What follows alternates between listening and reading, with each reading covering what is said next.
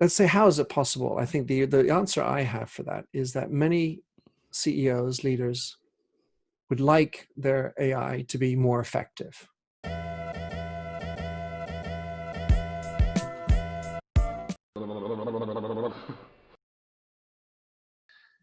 Now, when you say empathy in business, you also say empathy related to artificial intelligence.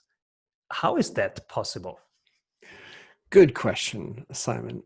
Naturally, there's a little provocation in that, because at the end of the day, it's let's say, at best, an ambition at this point. Let's say, how is it possible? I think the answer I have for that is that many CEOs, leaders, would like their AI to be more effective. And they would generally want to use the AI to interact with their customers. And therefore, the sub-thought underneath that is, well, how can I do things cheaper, faster, better? And possibly get rid of some of these messy people, these individuals, humans, that are working for me because they're expensive and they're a pain in the ass. They keep complaining to me. So let me just delegate my customer relationship as much as I can to AI and automated services. So that's how you end up with these type of spammy type of CRM practices, customer relationship management practices, where you get email after email that just feels like impersonal, even though it says, "Dear Minter, comma, your business is important to us, blah, blah, blah, blah." And then I get hit with another one, another message, 2 minutes, I notice you didn't open up the email. Please, I really want you to listen to me. I really love you. You're my favorite friend, or whatever. How not to And write a message. well, but so often that's the case. And so when you're using AI, actually the first idea is to think about your own empathy before you even write it. Forget about it having empathy per se, but do you as an individual have empathy? That's why it all starts with you, because in the end of the day, AI will never be more intelligent, or at least not for the foreseeable future, than the person who's encoding it in the first place. And so you need to bring diversity into that team. Again, bringing back this notion of having diversity of opinion, diversity of backgrounds, diversity of skills. And then when you go into the coding of it, then Before we lose that, do you have also a good example of somebody reaching out to you on LinkedIn and it was empathic, it was natural, it was nourishing, you liked it? Well, I tend to get, it's a trigger point for me, Simon. I get about, I'd say, 10 to 20 requests a week for LinkedIn invitations, and fully 18 of them might be without any comment. And then 2 are usually around this type of comment. "Hey, Minter, you got a great network. I really want to be part of it." That's so generic, Oh, and you're and not giving anything. right. And this is the notion of the whiffum, right? The what's in it for me. And it's Exactly. not about being egotistical, but if someone is only interested in scraping, if you will, my network, I'm not at all interested in that person. So how can someone lean in? Well, they would go and check out my profile. They might see what I've written recently, seen an interview I've done recently. They may or may not like it, but maybe they can say, "Well, that was really interesting. I really like that for this. This is a person who might also be a great guest for you on the show. By the way, it's not me," because then it shows that I'm more in a giving spirit. That means that they've tapped into some of my, let's say, my zeitgeist, my gestalt, which is to be more open to other people, meeting new people, and not being all about me. Even though I'm a speaker, I speak a lot about me and my experiences. I really do try every day. I have a habit of doing 2 things, Simon. First is I want to meet a green person. And a green person in my calendar, it's all color coded, is someone I don't know. So today you're my green person. And then the second thing I do, I want to make sure every day, and this I check off, have I given out good value to the world somehow, through a blog post, through a tweet or whatever, valuable tweet. Anyway, so if someone were to reach out to me on LinkedIn, if they did some research and said, "I've seen how you do the, I like this," or, "By the way, there's a mistake on your website, looking out for you. So value to me," well, those would be examples of how to be a valuable network. The way I describe it, Simon, is my network of LinkedIn people, which is considerably larger than what I'm about to say, but is generally around, I need to know them and trust them. Or it can be, I know them and respect them. Because I don't necessarily know them enough to trust them, because it's hard to get really, what is trust with 4,000 people in my network. But if I didn't apply that kind of strategy, I would have hit my limit some years ago. Beautiful. Because that's one current application of AI in business. Like you have this automated apps that help you basically send more messaging out. Yeah. And you have the problem that then they are not really connecting then and spammy. So what else are applications of AI that you see as relevant and where empathy has its place? Well, there are two ways that are very, let's say, prominent today. And the first is with regard to your chatbots. So when you put up your automated chat on your website, there's a real opportunity to be more empathic in the scripting of what you do. And that would involve as well within customer service, how you hand off and the work between the AI back into an agent, human agent, back into AI, back into the agent, and how you script all that and work the text so it feels comfortable. I would add also how transparent you are if you're doing that kind of a handoff, to make sure that you're not trying to trick the person into believing that they are really a human being. First of all, the AI is bound to screw it up. Second of all, it makes you feel very bad if you feel like you're talking to a real person, but it turns out to be a robot. Doesn't feel great that way. So the first is chatbot, and the second is with regard to your automated processes. There are services. There's a company for whom I've done a lot of work called Pegasystems, and Pegasystems is an equivalent of it's a mini Salesforce. And what they do in their program is that they advise every level of the journey on how empathic they are being. And in the next action that they do, how can they be more empathic? So they have a way of scoring empathy of every action. So there are ways, and ultimately though, first of all, empathic AI doesn't exist. It's a dream for now.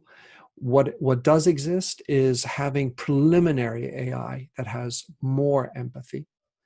Ultimately, I think, or not ultimately, but generally, if you want to be effective in your AI with empathy, it needs to be both machine and human. And you need to think through the different types of tracks and journeys that you're trying to deal with. So the first point is the chatbot, and the second point is automated marketing.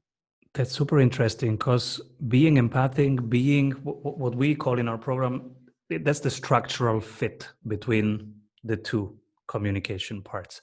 So, and I am super curious how you can detect and measure the empathy level, because what I saw right now is you can detect the mood you're writing in. So the communication style, the mood and the temperature of it. Like I have some email programs that tell me, oh, you are writing in informal style now. Is that correct? Do you want to convey that? You are writing now in a very loving and appreciating style. Do you want that? And I'm okay, it's interesting what you are saying here. And so they help me course correct. And then what I also saw is that, of course, there can be some fillers of information, that they pick information from somewhere, they serve it to you on a plate, and then you have to do less manually. How do you score empathy in a conversation, in a written conversation? Well, so of course, written is basically just one of the media, right? Because if all you have is text, and it depends on the type of text, whether it's in a text or in a WhatsApp or Facebook or an email, the way the text is written tends to have different jargon, different environments. Well, the scoring or measuring of empathy is let's say, another black box. A lady called Belinda Palmer did an exercise in the United Kingdom in 2015 of measuring empathic companies. And she used Beautiful. Yeah. a list of 57 different criteria. CVS, on the other hand, in the United States, when they were looking to measure empathy in the stores and the experience that the customers were having as they walked down the drug stores in the United States, they basically asked one question: did you feel empathically served today? So, or did you feel that you were served with empathy today? And what the issue there is that you're relying on their definition of what is empathy. So at the end of the day, what I think is the sort of the way to approach this is to really try to figure out what you're trying to achieve in the measurement. Because there isn't such a thing as an empathy index, or an empathy score. And sometimes you can be the most empathic person, but fuck you when you talk to somebody next to you, because that other context bugged you, triggered you, and all of a sudden you've lost it. So empathy is something that's practiced in the little details. It's practiced in the long term. And it's not about being 100% empathic, because there are times when you just need to make the decision. You've got to go for it. And there are other times where your wife wants you, or your daughter wants you to sit down and just listen. And so you need to evaluate your time, figure out when you can apply more empathy when you go. So that's my rambling answer, Simon. That's strong, beautiful. So I think the company that is able to find a way to be more empathic will have such a bigger impact.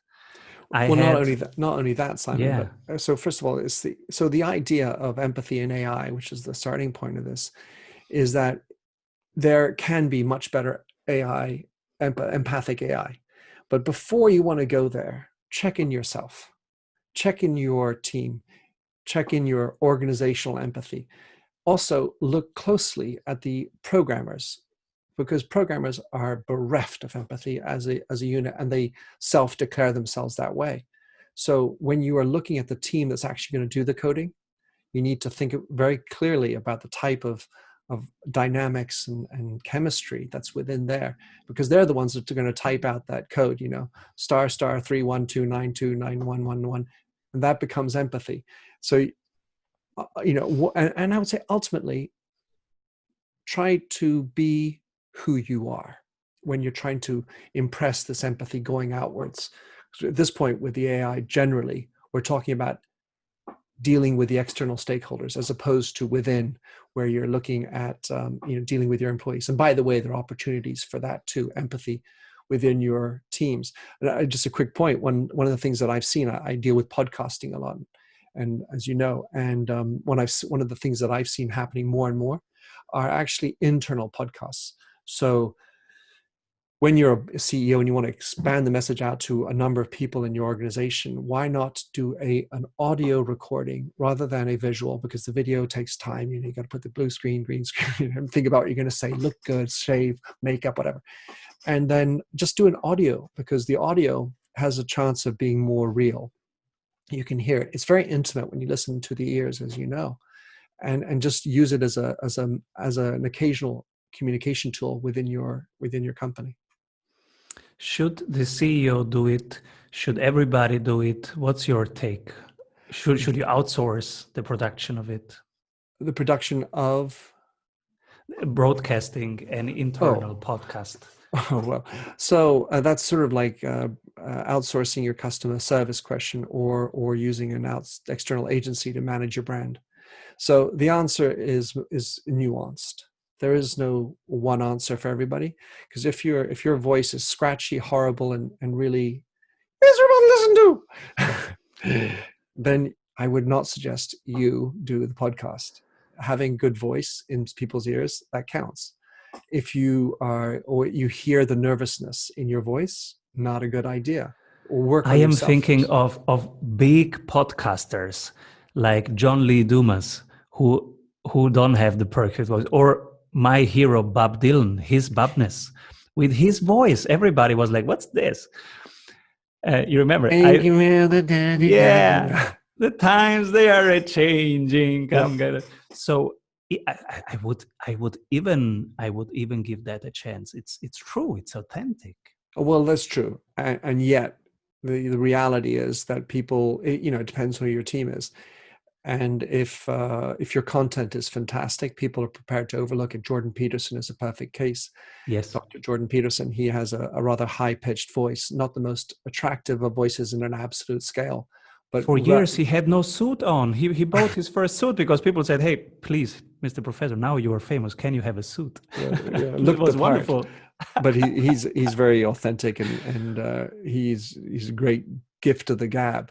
So the answer about outsourcing it, there are elements that you can outsource, like the production element, which is a pain in the ass, and that's worthwhile if you're really serious about it.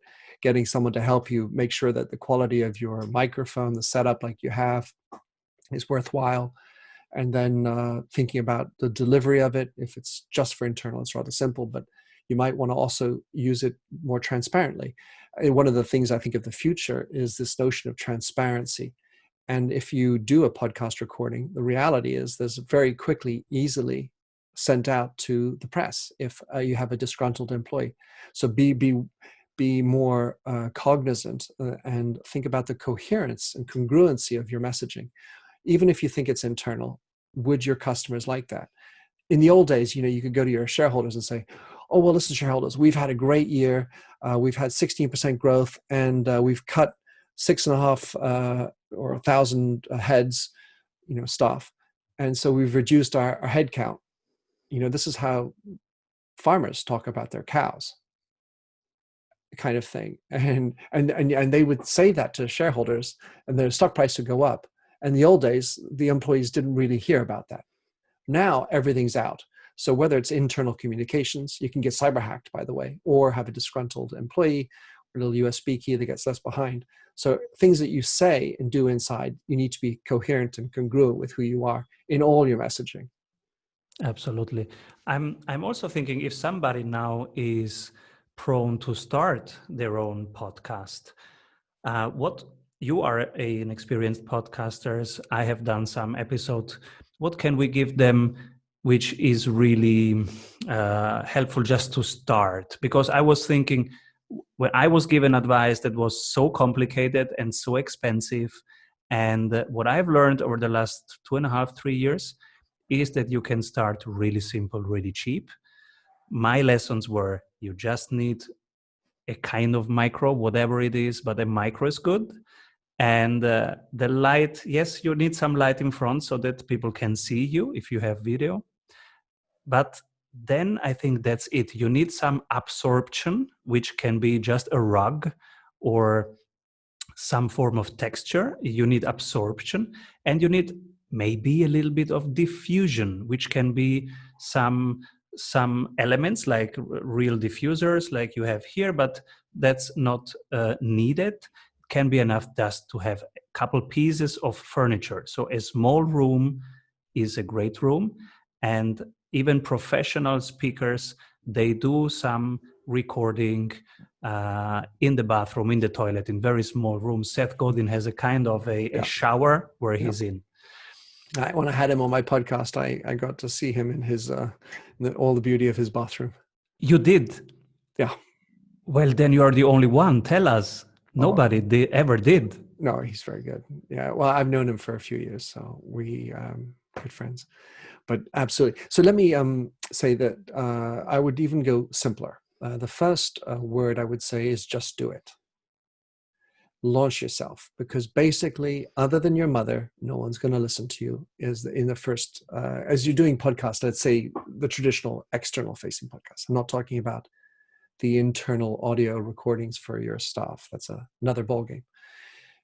So the idea is just do it. Go out and figure it out, and figure out maybe how you're going to get the sound better, but you do it incrementally, because if you start thinking I need to get everything right from the beginning, you'll never get anywhere. Perfection is just the biggest killer of all action. So that's what I did in 2010 when I began. I didn't have the swank microphone that you can't see offline, which has an arm that really makes it all copacetic for the visual component of it. And I'm but I'm not embarrassed about the first ones, because the second point is I was really leaning deeply into why I was doing it. So the first point is just do it, just launch yourself. but it should also be with why you're bothering to do it. And so there are 2 points to this. One is, what is your strategic issue that you're going to be able to solve by doing a podcast as a CEO or someone like that? Because your time is limited. And so what is your real strategic need? And maybe your strategic need could be, well, I don't get a chance to send my message out to my team enough, or people think I'm not authentic, or I would like to establish myself as an opinion leader on a topic. Whatever the idea might be, the strategic issue that you've identified, podcasting can be a solution. And then when you have that, then you lean in. So for me, Simon, the reason why I do a podcast is to have interesting conversations. And how I evaluate that, Simon, is that when I'm doing a podcast interview, I feel like it's successful if I get the one thing, which is, oh, that's an interesting question.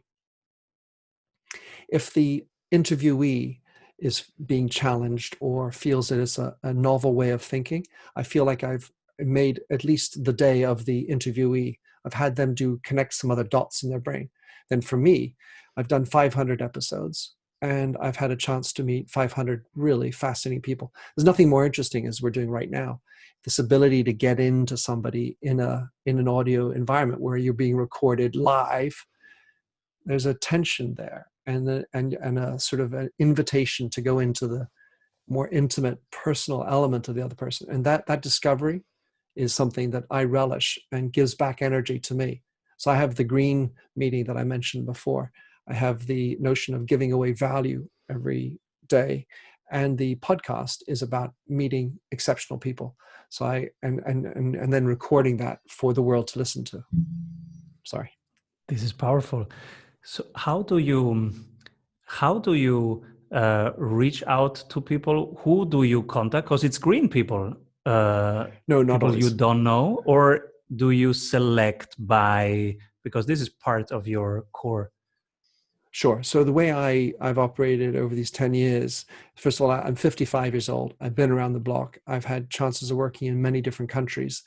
And as an author, I get to meet all sorts of interesting people. And so through conferences, through LinkedIn, and what I generally do is I want to warm up. So I don't just necessarily go cold calling somebody, hey, Mr.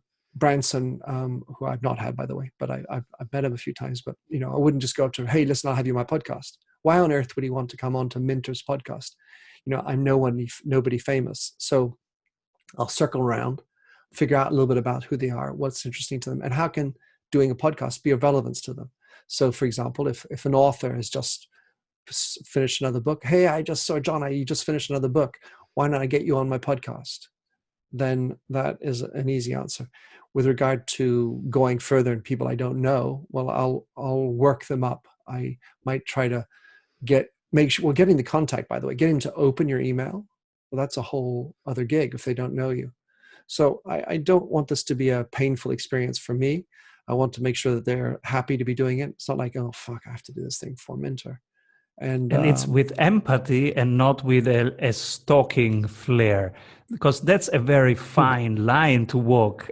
How do you do it? Because many well, people are thinking about approaching people to right. interview right now. Well, so the issue at some level is how public these individuals are. So there are some people who are much more private, aren't out there on the internet. So in that case, generally it's about me being friends with them for real. And then, hey, listen, whatever, cool friend, hey, why not get you on my show? And that'll be over a cognac at a dinner. And oh, that's interesting. And that's how that goes. And that speaks to some part of my network. When it comes to the rest, if they got publicly available, Ronan Dunn is a perfect example. So Ronan Dunn, CEO of Verizon Wireless in the United States, I didn't know him. I've been watching everything he does. He's been tweeting for many years online. So I've been liking, replying, retweeting some of his things, being generous to him. And then I was at a conference. I saw he was speaking. I wrote a question. My name was visible. He saw it. So I knew I was getting on his radar. And then one day I sent him an email and he replied within 3 days. And that's how we connected. So it was developing over time. It wasn't rushed. It wasn't sort of objective based, because if it's like objective based, there's a sort of an element of too pushy, me. And then when the right time came, I sent the email and he did reply. Beautiful. That's application of empathy. The highest calling right now is to be of service. So the best sales is to not sell at all, but instead to serve the people you care about. Selling is telling. So who do you serve? And how do you serve them? The quality of this experience makes the difference. If you want our experts to go over your current sales funnel and really dive into the experience and the needs of your clients at each conversion point and make it a wow experience, then you are in luck because we have an exercise for you. Our 15-minute sales audit and one-on-one coaching with a world-class sprint coach. Fill out a couple of questions about your sales funnel and you will have clarity. In your personalized coaching session, you will get clarity on your number one bottleneck, 3 ideas on how to accelerate your growth, and a tangible sales map on how to double your conversions. Go to strategysprints.com/sales and do our 15-minute free sales audit today.